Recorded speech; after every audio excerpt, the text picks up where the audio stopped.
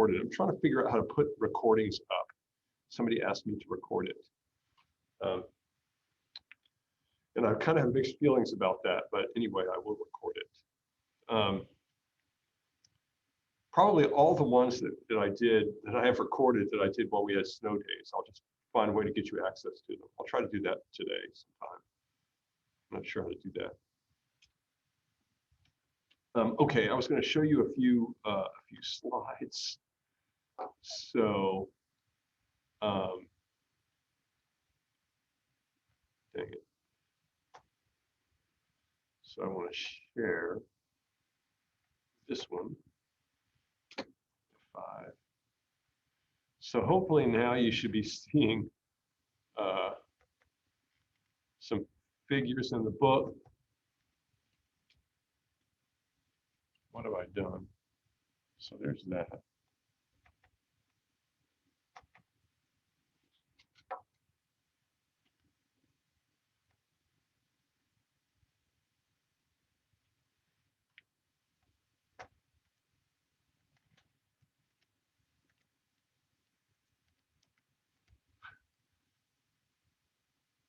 All right. Hopefully now you're seeing a picture of a volcano. I think I'm sharing my screen right. So you have to tell me if I'm not. This is taken from the space station. It shows a plume coming from the Cleveland volcano in the Aleutian Islands. Here's a picture of the Earth as seen from space. This is a problem for flat earthers. This is from Apollo 17. So here's the picture of the Earth that we were talking about, where there's a core, an outer core, and an inner core. The whole thing is just called the core. And then this region in here, right, it's called the core. And that's the inner core, and that's the outer core. And here's the mantle, and there's the crust. And so that's kind of what we drew last time. There are a couple of interesting things about this. We know that the outer core is liquid by looking at how sound waves go through the Earth. It turns out that when earthquakes happen, they create vibrational waves, which we call sound waves, which are kind of sound waves, because when they come out through the air, they rumble, they make noise. And so by putting seismographs all over the Earth, we can kind of tell what's moving and when. And those sound waves that are captured by those seismographs that have, as the vibration passes through the Earth. So for example, if an earthquake happens over here and somebody on the other side of the Earth over here hears it, the vibration had to go through the Earth. If it gets into this liquid region, that damps out certain types of waves. So we can tell that that the interior is liquid by the fact that certain types of waves can't make it through the center of the Earth. They get damped out. And so geologists and earth scientists of various kinds rely heavily on seismographs and things like that to tell them what's inside the Earth. We haven't even dug through the crust. So we have no holes to go down there and look at what's inside. The only way we can look inside the Earth is by measuring vibrations and things like that.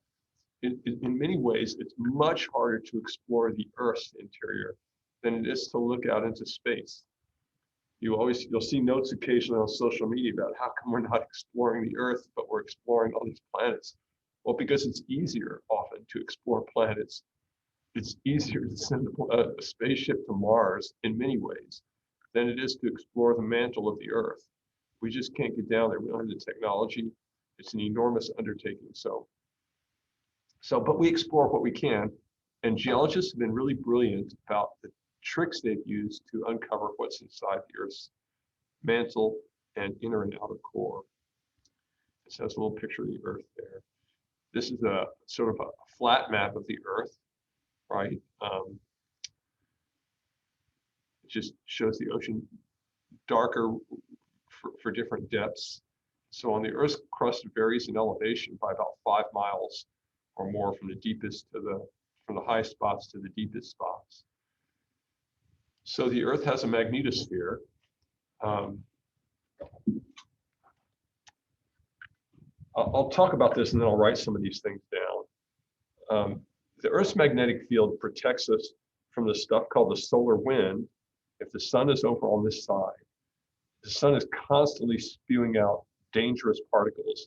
And it turns out that this built-in magnetic field of the Earth, because of the fact that it has an active core, kind of acts like a shield. You can think of this as like a rock in a stream, these magnetic fields, and they kind of push the solar wind around us, so we're not hurt by it very much because of that magnetic field. As you lose your magnetic field, if you're a planet, as you get older, like Mars and Mercury, you lose your magnetic field, then these solar wind particles can come away and sort of can come into you and sort of sandblast your atmosphere away. And so that's what's happening to Mars right now. It's losing its atmosphere slowly, partially because it's being sandblasted off by the solar wind. But right now we're protected from that by the Earth's magnetic field. And so this is igneous rock forming. This is just lava forming. This is how the Earth's crust adjusts. It produces rifts, separations, and fault lines, and we'll talk about that in a little bit. So we kind of ended last time, I was talking about tectonic plates, and this is a graph. This is a map of all these tectonic plates. They're all outlined in red, and we can identify all those by using seismographs and GPS systems and stuff like that to watch where the earthquakes are happening and watch what's moving. Hang on one second. I've got a notification. We're not in person until Monday. All right. I just got a notification that we're not in person until Monday. And so we'll have our test on Monday. Hopefully everybody got that. So yeah, somebody told me that just now. And so our test will be on Monday. So I'll put that up also. And so you can kind of look at these. So if we look at the center of this picture, sort of, I don't know if you can, hopefully you can see my cursor there, right? The center of this is the Atlantic Ocean. And here's the United States over here. There's us in Oklahoma, you could wave. Here's Europe over here. Here's Africa and South America. This red line down the middle of the Atlantic Ocean is called the Mid-Atlantic Ridge. And it turns out that that is this plate on the right that has Africa in it, and this plate that has South America in it, yikes, that has South America in it, are moving apart. The South American plate is moving to the west, the African plate is moving to the east, and they're getting farther and farther apart. In the middle, called the Mid-Atlantic. Professor? Yeah. The screen is frozen. Oh, it is? Thank you. Is it still frozen? Are other people having that problem? Yeah, all I see is figure 8.3. Figure 8.3. Uh-oh. All right, hang on a second. Thank you for telling me that. How long has it been like that? I've just been sitting here talking for 20 minutes now, and you guys are all lost. All right. About 5 minutes. It's all right. Let me stop. Let me just try it again and see if I can. Thank you very much for telling me. All right. Is that any better? Your cursor's moving now, but it's still on 8.3. What is it now? Yeah, it's still 8.3. 8.3. Wow. All right, hang on a second. Oh, now it's 8.7. All right, let me just try this. Is it still 8.7? Yes. Yeah. Okay, I think I see what I'm doing. For some reason, this isn't working. So I'm just going to go through. So I'm going to toggle through them now. So you should be looking at a volcano now. Yes. All right, that's the Earth. Yes. All right. Yeah. So there's the core again. So this is what you're stuck on. So I'm going to assume you got that part of the conversation. Yeah. This is a picture of. Thank you so much. This is a picture of the map of a flat map of the Earth. And this is the one I was talking about with the Earth's magnetic field. And so on the left over here, is my cursor moving? Yes. Yes. All right. We got that. You're All good. right. All right. I really appreciate you telling me, and just keep on me. If something isn't working, just let me know. If you feel like I'm talking about something that isn't happening.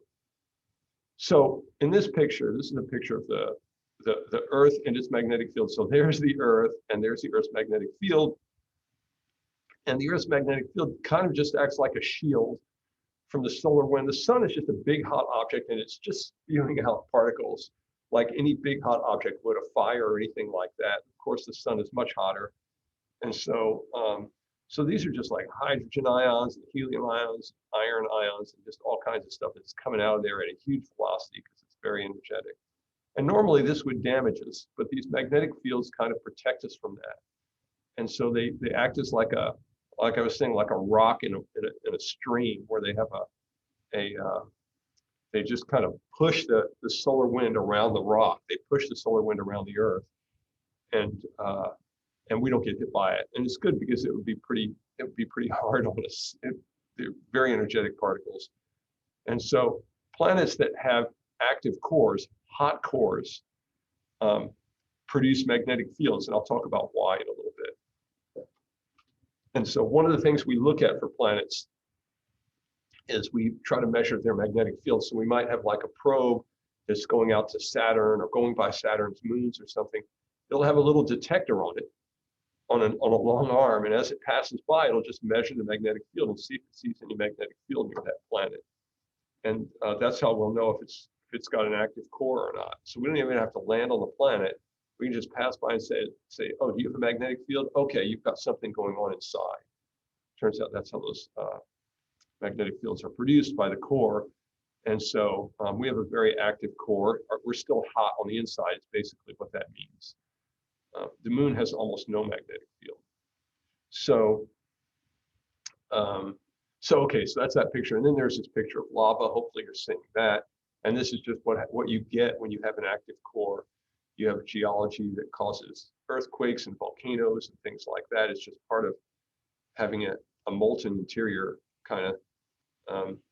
And so another side effect of that, which I talked about a little bit last time, is this map that I spent the last 10 minutes talking about that you couldn't see.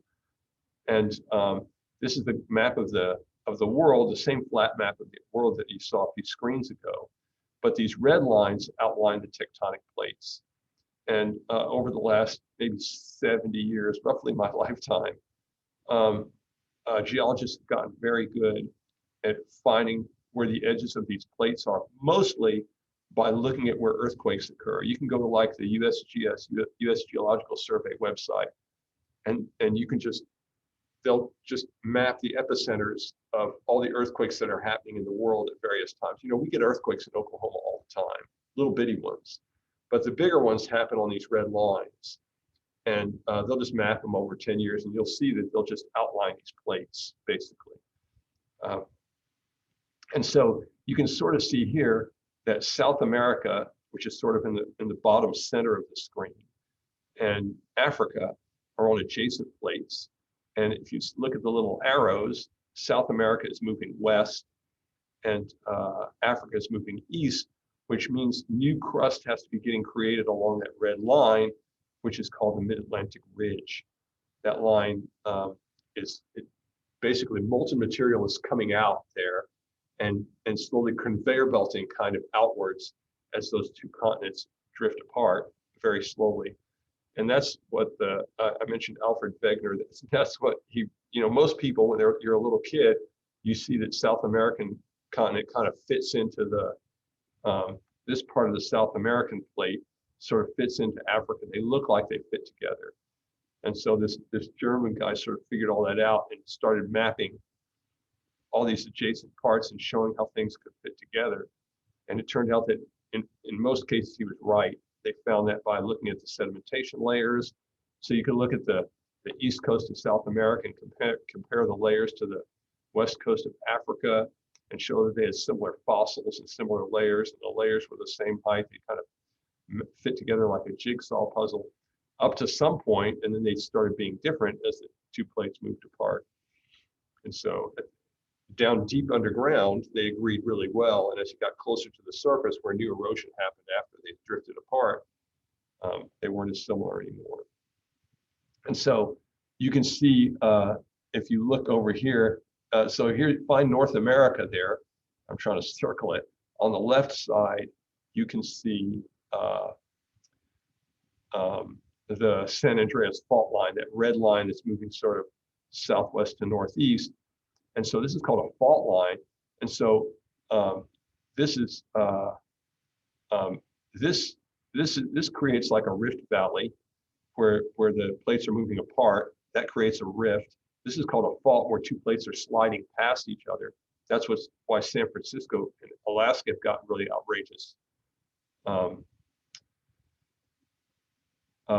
earthquakes over the last several hundred years.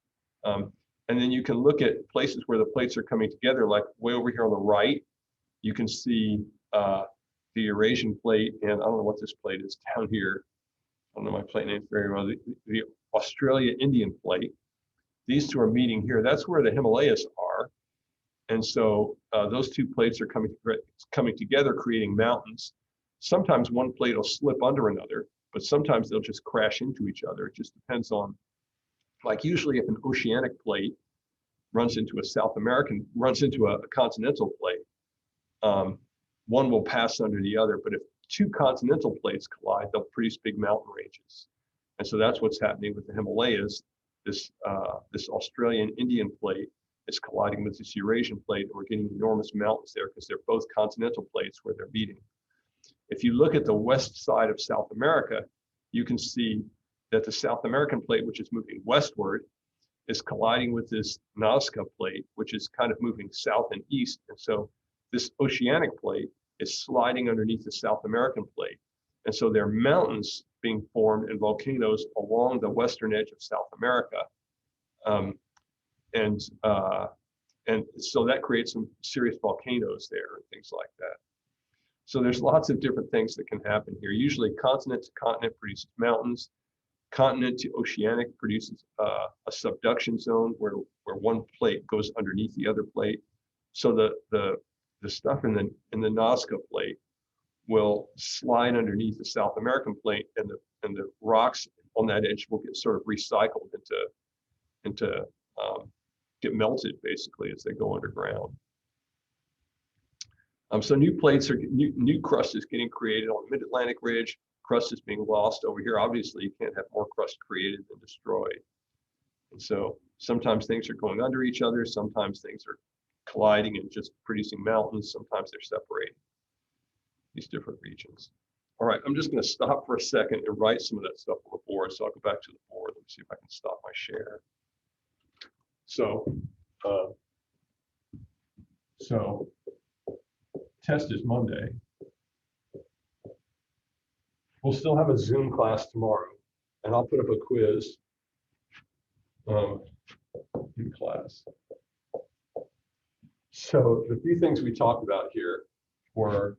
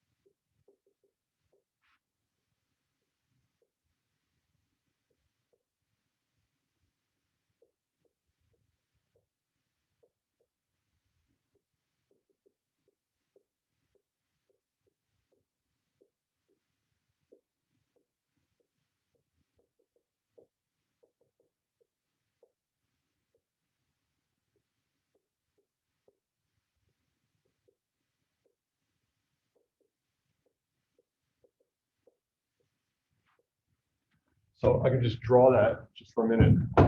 Hopefully you're seeing the board now. So you can have like a little earthquake over here, say something like that, and then there will just be little seismic stations all around the Earth. Geologists put them all over the place, everywhere. We have them around here. And so this seismic event will send waves out in every direction. In the same way as if you just were in a lake and threw a rock into the middle of the lake. That'll produce waves in every direction. Well, it turns out, I'm just making this up, right? These are just waves. And so all these stations detect them, but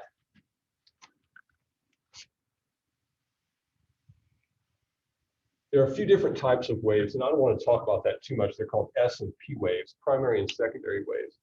The secondary waves won't travel through the core. So you would only see certain types of waves, say here and here, but not along here. And so once they've done this a bunch of times, they sort of realized that there had to be liquid in here for the waves not to be getting through. They saw one type of wave, but not the type that can't get through a liquid. And so this is what allowed them to figure out that the outer core has to be liquid. They did even fancier tricks about waves reflecting off stuff to figure out that the inner core is solid.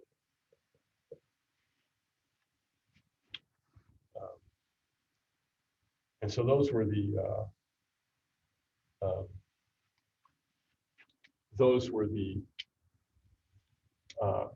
that's how we figured out that the Earth's outer core is liquid. So the next thing I talked about was the magnetosphere.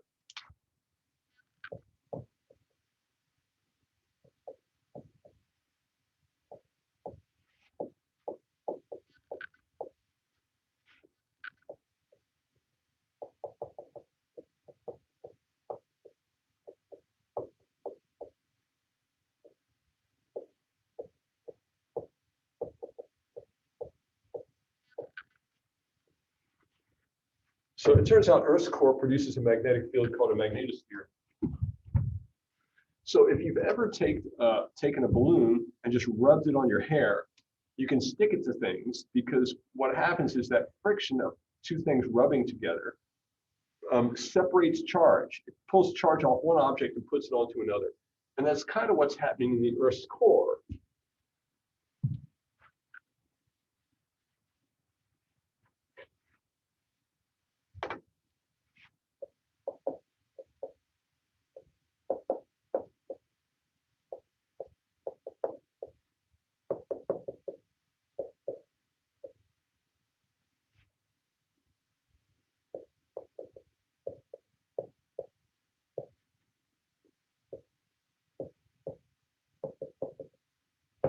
It turns out that the core of the Earth is actually spinning faster than the Earth itself is. It's turning a little faster inside. Anyway, there's some friction.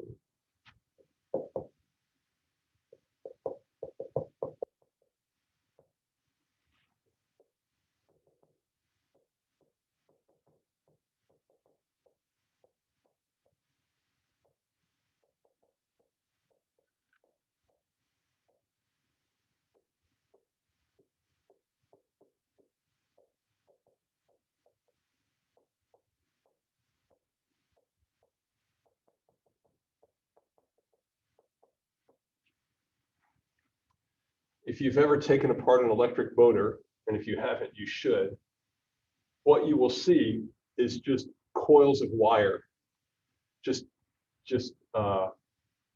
lots and lots of wire wrapped around something.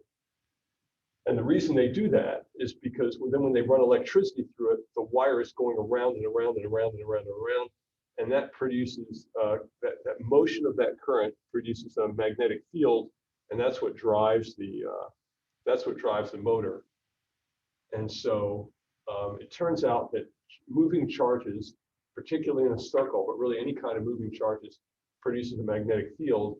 And so this thing that planets do, which is have friction going on inside separating charges and then spinning, produces the Earth's magnetic field. And so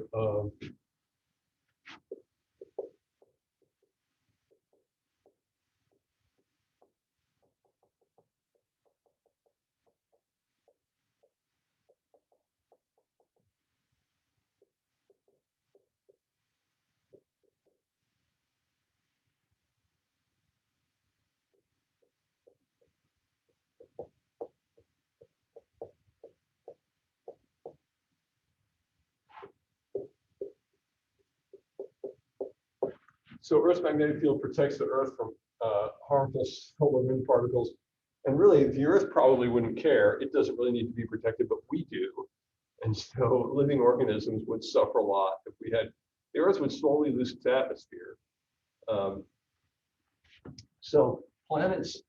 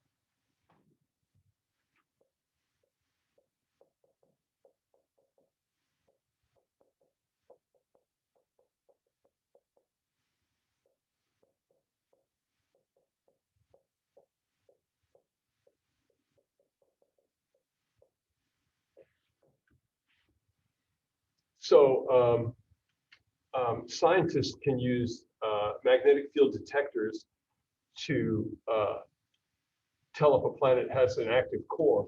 And so, here's like, say, here's Jupiter, and we're out here by one of its moons.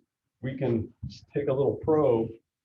Here's our little probe, right? It's got some, obviously it's not bigger than the moon, so this isn't the scale drawing, but you can Google just space probes, and almost all of them will have a long arm out here and a little thing at the end, and that's a little magnetic field detector.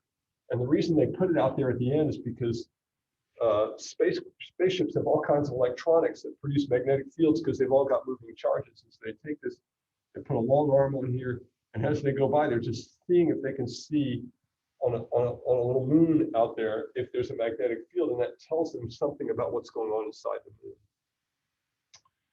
And so it's a fun way, without having to land or do anything, they can just fly past it and see if it's got a magnetic field. And so they always have these little arms wherever they go so that they can check if some planet has an active core. And it tells them a lot about its geology. It's what makes them think that Europa might be a good candidate for life, because it has an active core, we know, for a few different reasons. And so it might have some internal heat. Usually an active core usually means internal heat.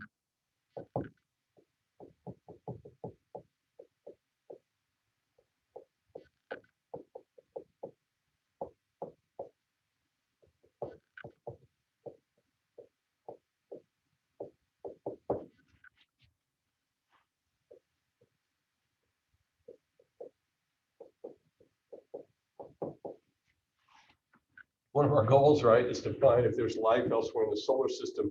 Again, not intelligent life, just any living organisms anywhere. Probably, by the way, in your lifetime, you will know the answer to that question. Is there life otherwhere in the solar system? You may not know if there's life elsewhere in the universe outside of our solar system. That might take longer. It might not, but it might. But you'll probably have a pretty good guess by the end of your life whether or not other planets have microorganisms on them. I may not live that long, because I think it's going to be probably 20 or 30 or 40 years before we really get into that.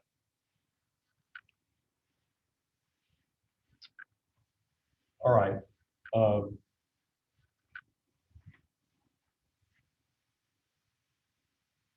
What was the next thing we talked about? Oh, yeah. So let me just look at my notes for a second.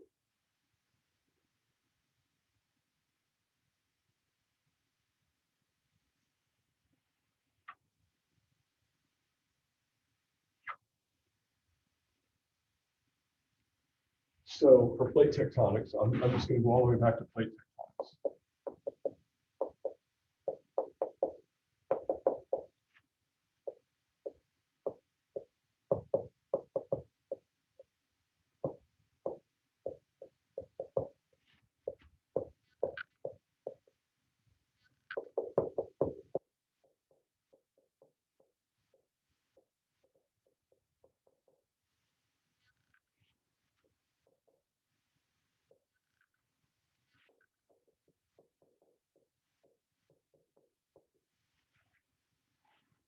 So it's just where the crust is being separated.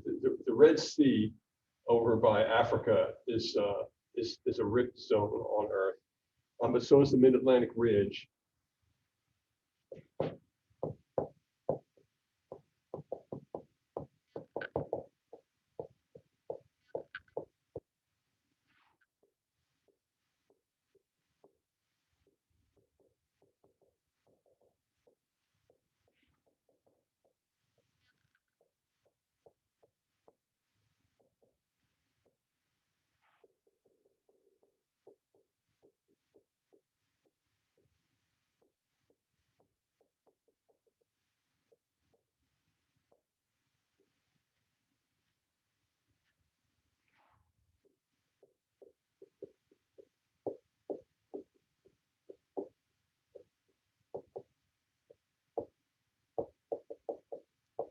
Early explorers of South America.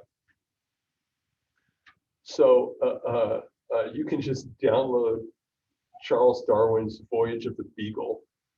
That's not his evolution book. This is just him just traveling around the world in a boat, just writing down what he was seeing. And he saw some really cool stuff just very early on. Hang on a second.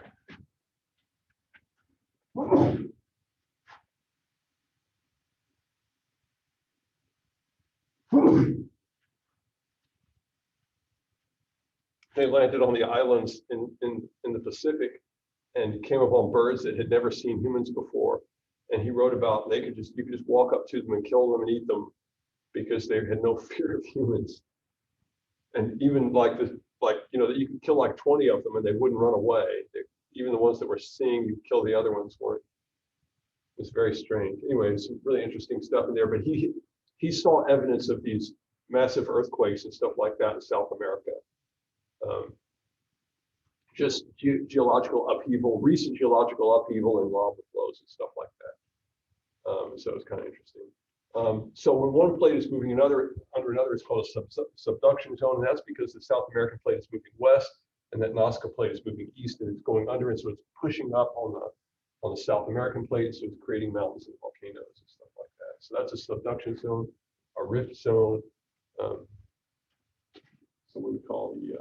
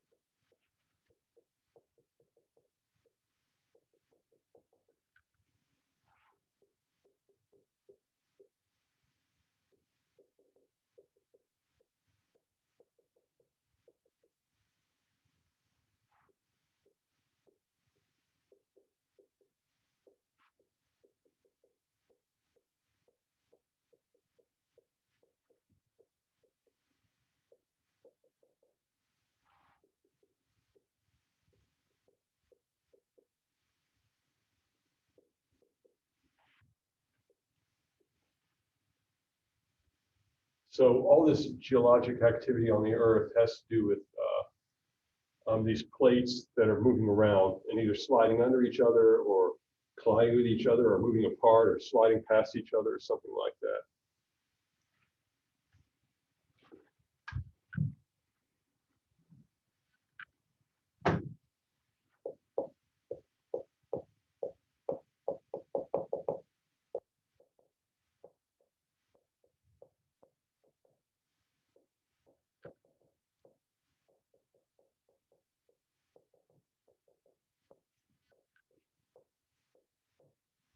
So in subduction zones, crust gets recycled into magma, right? Because here you have like a continental plate.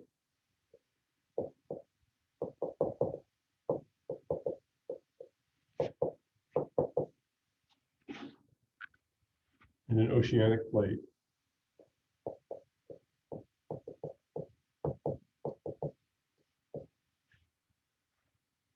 Where's my ocean?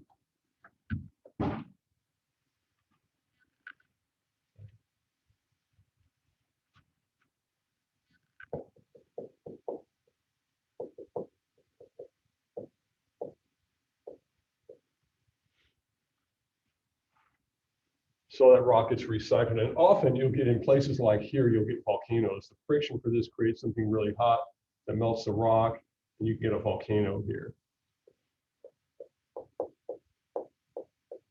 And so if you look on the west coast of South America, you'll see volcanoes. You also get, because of this, you'll get a very deep trench here, just off the continental plates. All right. That's plate tectonics.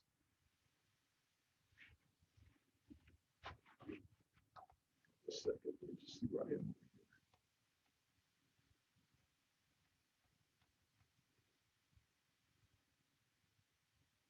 I can't see.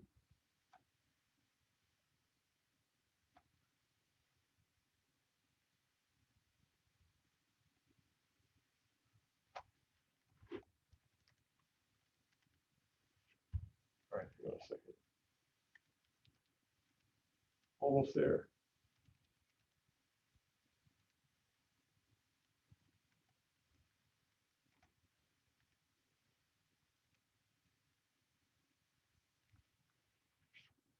All right.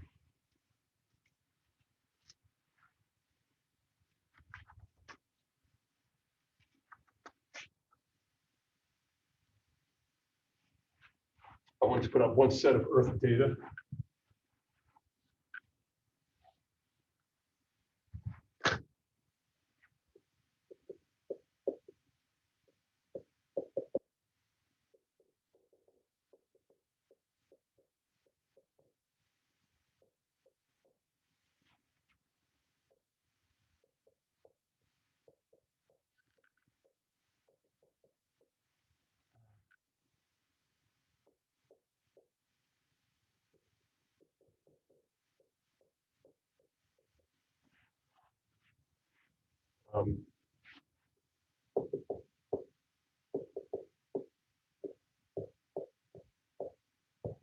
I don't know which ones I'm going to put in miles and which ones I'm going to put in metric units. 6 with a 24 zeros after it, that's the mass of the Earth. There's diameter. Its average density. Remember we said its density in the core is like 10 or 11. We said water is 1. Lead is like, I forget what lead is, like 11 or 12. The Earth's center is like 10, but it's iron, but it's compressed. The crust is like 3. The average density is about 5.5. And again, that unit is grams per cubic centimeter. But it's just 5.5 times as big as water. This is much denser than a typical rock you would find on the Earth, which is in the range of 3. There's some more data here I was going to put in.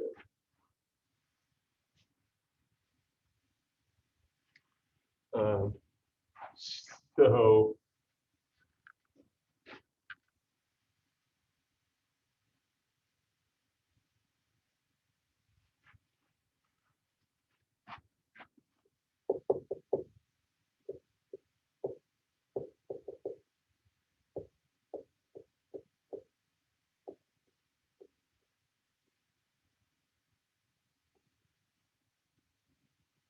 I said the density, I had the diameter.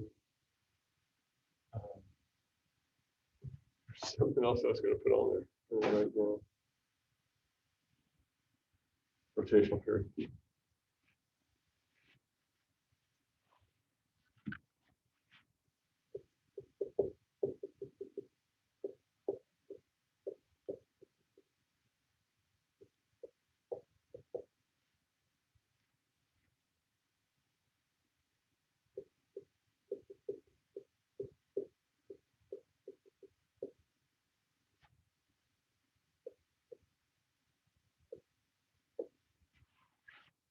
So as we look at the different planets, I'm going to try to just sort of put this data up, something like this. This is the thing we call 1 astronomical unit, right? The 93 million miles. Often I'll just round that up and call it 100 million miles.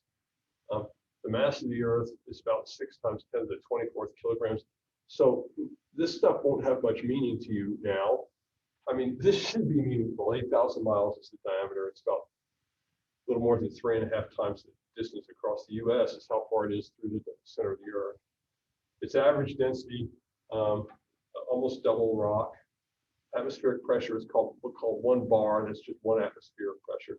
The rotational period is 1 day. That's an Earth day, right? And the orbital period is 365 Earth days. We'll have to be a little careful. So when I put up other planets, I'm going to talk about, you know, how far they are from the sun, what their mass is, what their diameter is, what their average density is. And you'll see that some things vary a lot, and some things vary a little bit.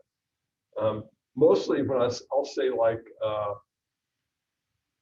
Venus's year is about 228 Earth days.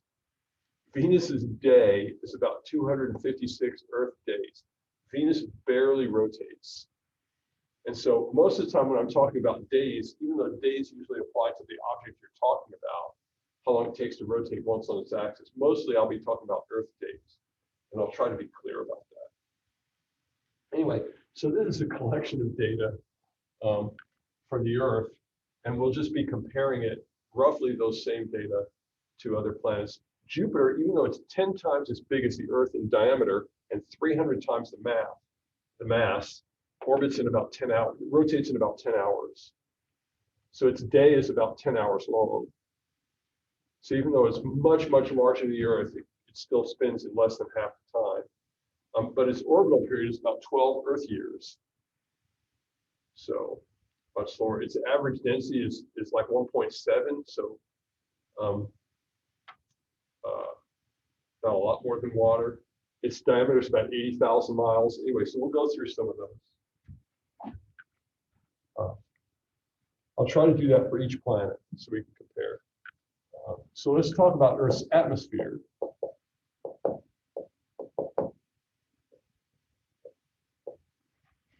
How many layers are we going to talk about here?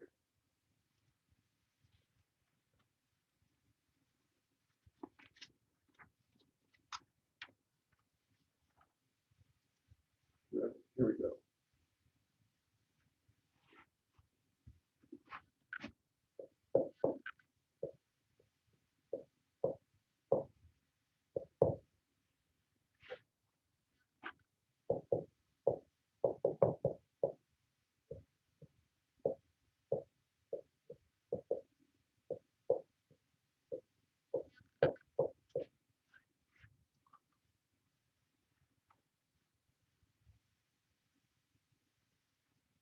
Maybe 6 miles, 30,000 feet. So the definitions of these varies. I've even seen the troposphere 0 to 10 miles or 15 miles or something. The lowest layer is the troposphere.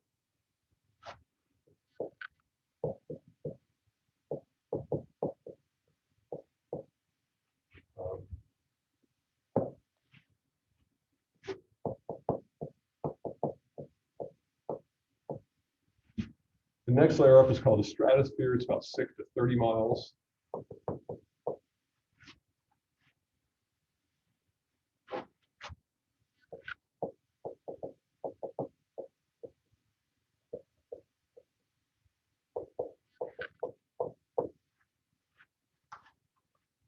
It contains the ozone layer, which absorbs ultraviolet light. That's really good because ultraviolet light is bad for us. One of the few really cool technological things we did over the last 40 years was figure out that certain refrigerants were destroying the ozone layer, the Earth's ozone layer. And so we stopped using them. And it's slowly becoming less damaged. It took a long time for the damage to start declining because those freon gases that were going up live in the atmosphere for a very long time. And so they continued to damage things even after we stopped using them. And so, but slowly now we're starting to get the ozone layer back, or at least not to deteriorate as much.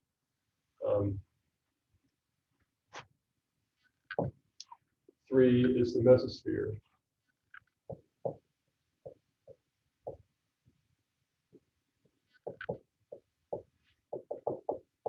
Maybe 30 to 60 miles.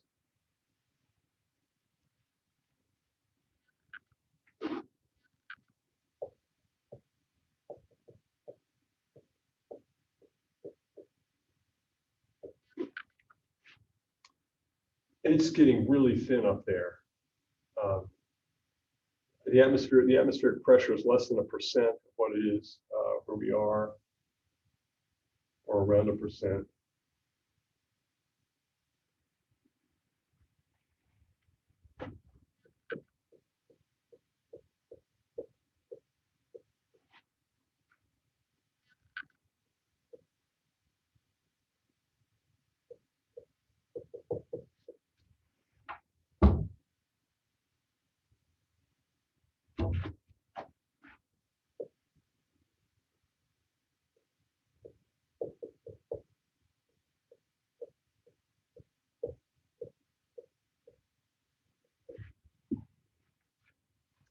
The space shuttle used to fly at about 120 miles. And so this is pretty much the end.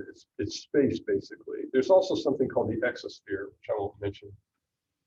But these are the layers: troposphere, stratosphere, mesosphere, ionosphere. The ionosphere absorbs very high energy waves from the sun. These guys aren't much affected by the Earth's magnetic field. Light rays just go right through it. The Earth's magnetic field is really pushing away particles, the solar wind particles. But the light rays come on through, and so they're absorbed in the upper atmosphere. The X-rays and gamma rays are kind of absorbed here. The ultraviolet light is kind of absorbed here. And so by the time it gets to us, we mostly have visible light, a few others. All right, well, I'll talk to you more about this guy tomorrow. Again, the test is on Monday. And so I'll try to figure out between now and then how to get some of these posted, some of these videos posted. Thanks, you guys. You can hang around and ask me questions if you want to.